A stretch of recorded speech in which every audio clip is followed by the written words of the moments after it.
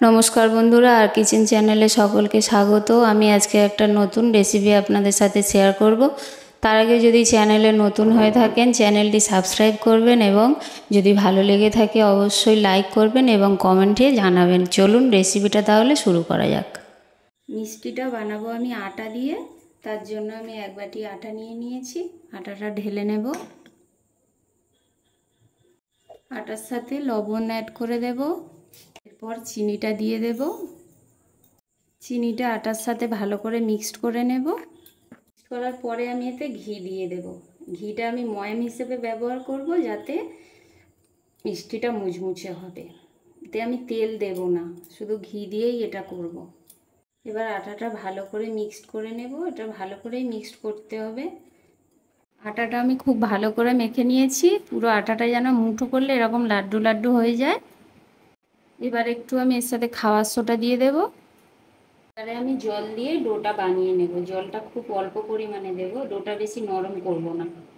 ডোটা আমার রেডি হয়ে গেছে, এটা আমি আধ ঘন্টা রেস্টে রেখে দেব। ডোটা আমি রেস্টে রেখে দিয়েছি, ততক্ষণ আমি চিনির রসটা বানিয়ে নেব। তার জন্য চিনিটা দিয়ে দেব।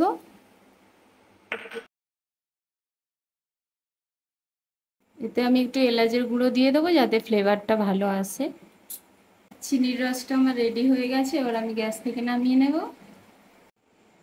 এবারে আমি মিষ্টিটা বানিয়ে নেব, তার জন্য ঢাকনাটা খুলে নেব।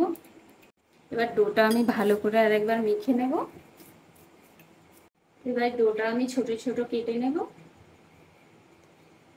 এগুলো আমি গোল গোল করে নেব।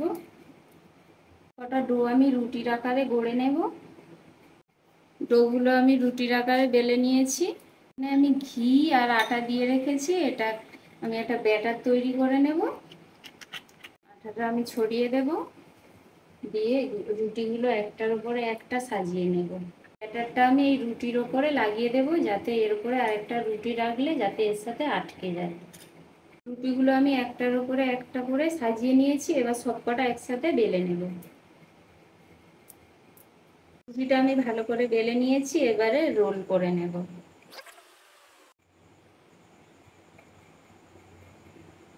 উপর থেকে আবার একটুখানি ঘি দিয়ে দেবো, যাতে এটা আটকে যায় ভালোভাবে।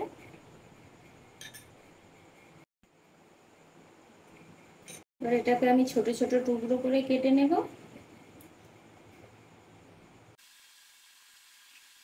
আমি টুকরো করে করে নিয়েছি। এগুলো এইভাবে এবারে আর একটু সুন্দর করে করে নেব।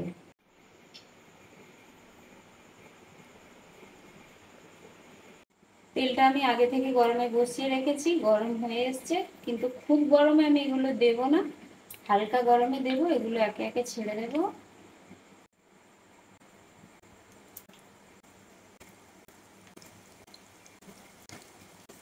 এগুলো আমার ভাজা হয়ে গেছে, এগুলো আমি এবার তুলে নিয়ে মিষ্টির রসে ডুবিয়ে দেবো।